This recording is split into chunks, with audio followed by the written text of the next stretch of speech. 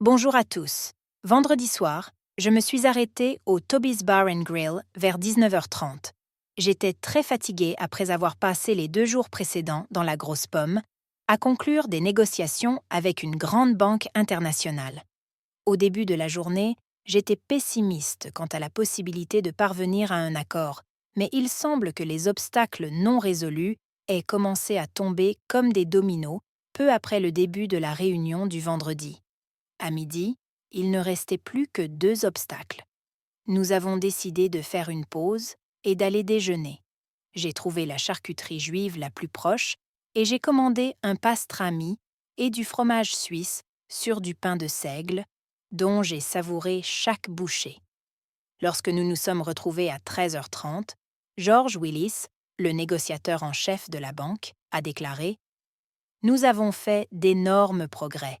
Je propose que nous fassions la différence sur les 2 derniers points. » George a fait passer le papier sur la table de conférence et j'ai lu sa proposition.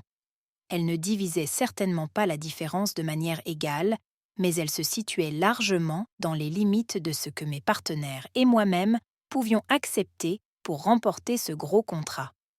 J'ai griffonné mes initiales sur la page et George m'a dit qu'il m'enverrait le contrat officiel par courriel lundi. Après nous être serré la main, nous sommes partis chacun de notre côté. Je suis retournée à l'hôtel, j'ai fait mes bagages et je suis partie. Je pensais rester en ville pour la nuit, car ma petite amie Trish était partie pour le week-end avec ses 2 grandes sœurs. Elles s'étaient arrêtées dans l'un des grands casinos indiens du Connecticut. Elles avaient prévu de passer leur journée à la piscine et au spa, et leur soirée dans les meilleurs bars et restaurants. Au lieu de passer une autre nuit loin de chez moi, je me suis rendue à la gare de Grand Central et j'ai pris le train Metro North pour New Haven. À 7h30, j'étais déjà sur la I-91 en direction de Hartford et je quittais l'autoroute. Je passais par le centre-ville de West Hartford, toujours très populaire, où j'ai décidé de m'arrêter pour dîner. J'étais assise au bar Toby's lorsque j'ai aperçu mes 2 futures belles-sœurs à travers le miroir du bar, se serrant dans une table en fer à cheval. Leurs maris se sont assis à côté d'elles. Le nœud immédiat dans mon estomac et la douleur qui semblait se propager dans chaque parcelle de mon corps m'ont fait comprendre que mes projets de mariage, à 8 semaines exactement de l'événement, étaient compromis. Mes belles-sœurs étaient censées être au casino avec Trish. En quittant le bar, j'ai appelé Trish qui m'a répondu « Bonjour, mon amour, comment va la grande ville ?» Tout se passe comme d'habitude. Nous avons réussi à conclure la négociation et je suis en route pour le dîner. Comme j'aimerais que tu sois avec moi. Tu es si gentil, Chris. Tu me manques aussi. Nous nous sommes amusés toute la journée. Nous nous sommes détendus au bord de la piscine et avons siroté des boissons. J'ai bien bronzé avant le mariage. Je vais bientôt retrouver mes sœurs pour dîner. Trish et moi avons encore parlé avant d'échanger un « je t'aime » et de mettre fin à l'appel. J'ai consulté l'application Find My Phone et j'ai entré les coordonnées de Trish. Je ne sais pas où Trish se trouvait, mais son téléphone se trouvait à Falmouth, dans le Massachusetts, à l'extrémité ouest de Cape Cod. Je me suis dit « Bon sang !» Nick Flaherty, voisin et ami de longue date de Trish, avait une maison de famille à Falmouth. Nous y avons été invités à plusieurs reprises. En cherchant dans mes contacts, j'ai trouvé le numéro de téléphone de Sue Flaherty et je l'ai appelé. Sue a répondu et j'ai dit « Bonjour Sue, c'est Chris Harrington. » « Chris? Chris Harrington? Quelle bonne surprise! Comment se passent les préparatifs du mariage? Nick et moi sommes impatients d'assister aux festivités. En fait, je ne suis pas sûre que les préparatifs se déroulent bien. Sue rit. C'est une réaction typiquement masculine. Dis-moi, Sue, est-ce que Nick est parti en voyage ce week-end? Quelle question étrange. Nick n'a presque jamais besoin de voyager le week-end, mais il est parti ce week-end. Quel est le problème? Demande Sue avec une légère inquiétude dans la voix. Est-ce que tu as une application Trouver mon téléphone sur ton téléphone ?» Sue sanglote involontairement et dit presque en chuchotant « Pas encore ». 1 minute plus tard, elle a poursuivi « Elle est censée être à Philadelphie, mais la balise indique qu'elle se trouve dans le chalet de sa famille. » Avec un triste soupir, j'ai dit « Je suis désolée, Sue. Nick et Trish y sont ensemble. » Sue a pleuré en silence pendant plusieurs minutes. « Ce n'est pas la première fois, » a-t-elle admis. « Je vais appeler ce fils de Bia et lui dire de ne pas rentrer à la maison. Je peux te demander une faveur ? Sue, Trish ne rentrera pas avant dimanche après-midi. Il en va de même pour Nick. Remettons notre confrontation à demain soir. Entre-temps, je changerai les serrures des portes de mon immeuble et je retirerai la moitié de l'argent du mariage de notre compte commun. Je vais emballer tous ses vêtements et autres objets personnels et laisser les sacs dans l'allée. Tu as raison, Chris. Je ferai de même. N'hésite pas à m'écrire ou à m'appeler si tu as besoin de parler à quelqu'un. Je suis désolée d'avoir eu à te le dire. Sue se remet à pleurer et, entre deux sanglots, dit « Ce n'est pas ta faute, Chris. Mon dernier appel a été pour Billy Jones, un ami et voisin. J'ai besoin d'aide, Billy. Seras-tu à la maison demain matin ? J'ai prévu de dormir jusqu'à midi, mais Sally me réveillera à 7 heures. Que puis-je faire pour toi ? Peux-tu changer les serrures de ma porte d'entrée et de la porte menant au garage et changer le code de l'ouvre-porte de ton garage ? Je vous en serai très reconnaissant. » Il y a eu un moment de silence avant que Billy ne dise « Merde, le mariage a été annulé ? À moins que je n'oublie quelque chose d'important, Trish et moi sommes morts et enterrés. » Je vois, je le ferai demain matin à la première heure et je changerai tout. Merci, Billy. Me sentant plus vieux de 20 ans, je suis retournée chez Toby's et me suis dirigée vers le bar. J'ai regardé dans le miroir le reflet de mes belles sœurs et de leurs maris pendant que le serveur emportait les hors-d'œuvre. J'ai pris un tabouret et me suis dirigée vers la table de mon ancienne future famille avec mon verre. En m'asseyant sur le tabouret en bout de table, j'ai regardé entre Julie et Karen. L'atmosphère est immédiatement devenue froide. « Chris, viens ici. Regarde le menu, » dit Steve, le mari de Karen. Sans quitter les femmes des yeux, je réponds « Non, merci Steve, je ne resterai pas longtemps. » J'ai continué à regarder Julie et Karen en silence jusqu'à ce que Roy, le mari de Julie, me demande « Qu'est-ce qui se passe, Chris ? » « Demande à ta femme, Roy. » Roy et Steve se sont tournés vers leur femme. Il était facile de voir que les deux femmes étaient mortes de peur. « Qu'est-ce qui se passe ?» Steve demanda aux sœurs. Karen prit la parole en premier.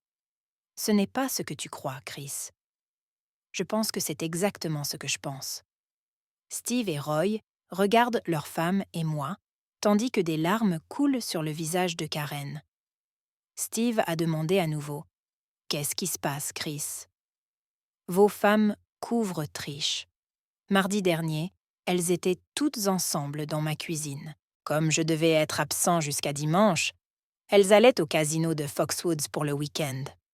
« Où est Trish ?» demanda Roy aux sœurs. Quand elles se sont tues, il s'est tourné vers moi. « Elle est chez Nick à Cape Cod. »« C'est vrai ?» siffla Steve. À ce moment-là, les deux femmes pleuraient.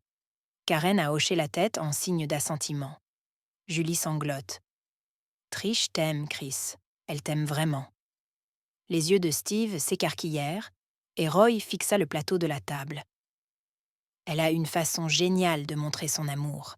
Elle et ses sœurs me mentent, et elle part avec le vieux voisin pour un week-end de sexe seulement 8 semaines avant de m'épouser. Ta sœur est une merde. « Ne t'avise pas de le faire, » interrompt Roy. « Ferme ta gueule, Julie. » Il se tourne vers moi et me demande « Qu'est-ce que tu vas faire ?» Bien sûr, j'annule le mariage. Les deux amis se sont adossés à leur chaise. Leurs femmes pleurent encore plus. « Papa a dépensé tellement d'argent pour le mariage et la réception, » sanglote Karen. « Je m'en fiche. Je n'épouserai pas une menteuse. Une tricheuse comme Trish. J'ai attendu quelques instants. Nous avons parlé à Sue Flaherty du fait que Nick a trompé Trish. Nous aimerions tous les deux avoir 24 heures avant de les confronter. 4 pères dieux m'ont regardé lorsque j'ai demandé à Roy et Steve « J'ai besoin de votre aide. Pouvez-vous vous assurer ?» J'ai tourné la tête vers leur femme. « Pouvez-vous vous assurer qu'ils ne contactent pas Trish avant 18h15 demain soir ?» Les 2 femmes ont commencé à protester avant que Steve ne dise « Bien sûr qu'on peut, mec ». Puis, se tournant vers sa femme, il lui dit « Tu me dégoûtes. Je me demande si tes sœurs t'ont soutenu pendant que tu me trompais. » Karen était stupéfaite et Steve poursuivit « Si toi ou Julie vous mettez en relation avec Trish de quelque manière que ce soit, j'envisagerais de demander le divorce. » Le visage de Roy était rouge de colère.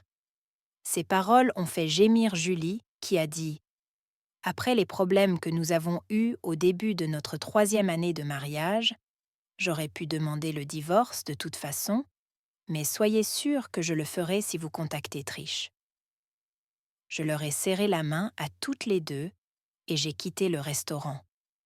Le samedi a été très chargé. Il m'a fallu plusieurs heures pour effacer les dernières traces de Trish dans notre maison. Au lieu d'empiler des sacs poubelles pleins dans l'allée, j'ai loué un petit entrepôt et mon voisin Billy m'a prêté sa camionnette. Il n'a fallu que 3 voyages pour acheminer tous les sacs à l'entrepôt. Le plus difficile a été d'écrire la lettre aux invités du mariage. Pendant la journée, j'ai travaillé sur l'email par morceaux. Il disait « Objet. Nouvelles du mariage de Harrington et Clark. » Chers amis, je suis à mi-chemin de mon mariage, à seulement 8 semaines du jour de mon mariage avec Trish Clark. Le week-end a été spectaculaire, car j'ai découvert que Trish avait passé son week-end dans le lit d'un autre homme. Trish et son voisin de longue date, Nick Flaherty, nous ont trompés, moi et Sue, la femme de Nick, avec l'aide des sœurs Karen et Julie et de leurs mensonges. Le couple a passé le week-end ensemble à Cape Cod.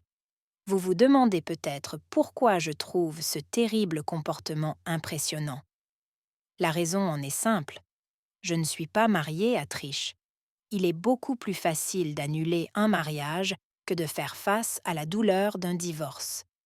Cette lettre est la communication officielle que j'annule mon mariage avec Trish Clark. Sincèrement, Christopher Harrington. J'ai appelé Sue Flaherty à 17h30, un samedi après-midi.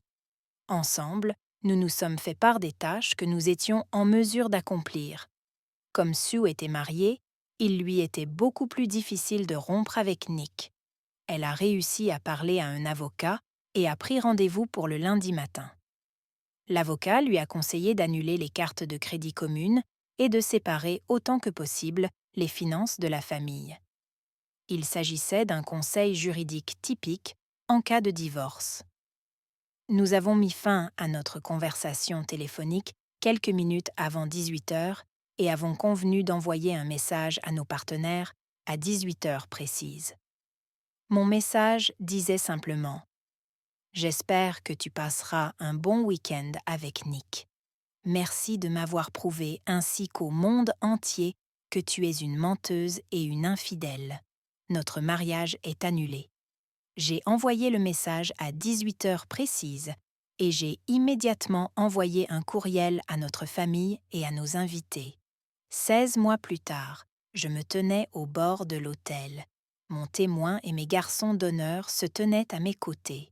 Les demoiselles d'honneur étaient magnifiques et marchaient dans l'allée centrale de l'église.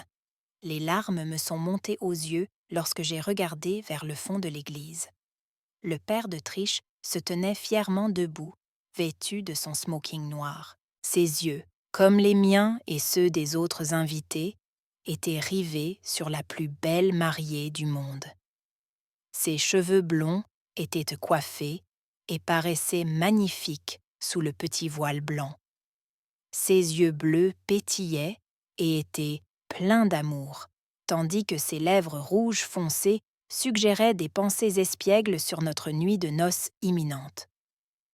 La robe de mariée blanche et moulante mettait en valeur sa silhouette céleste sans la rendre inconvenante. Elle était magnifique. Alors que M. Clark et ma fiancée descendaient l'allée vers moi, j'ai senti une paire d'yeux me transpercer. J'ai regardé les invités de mon côté de l'église avant de regarder du côté de la mariée.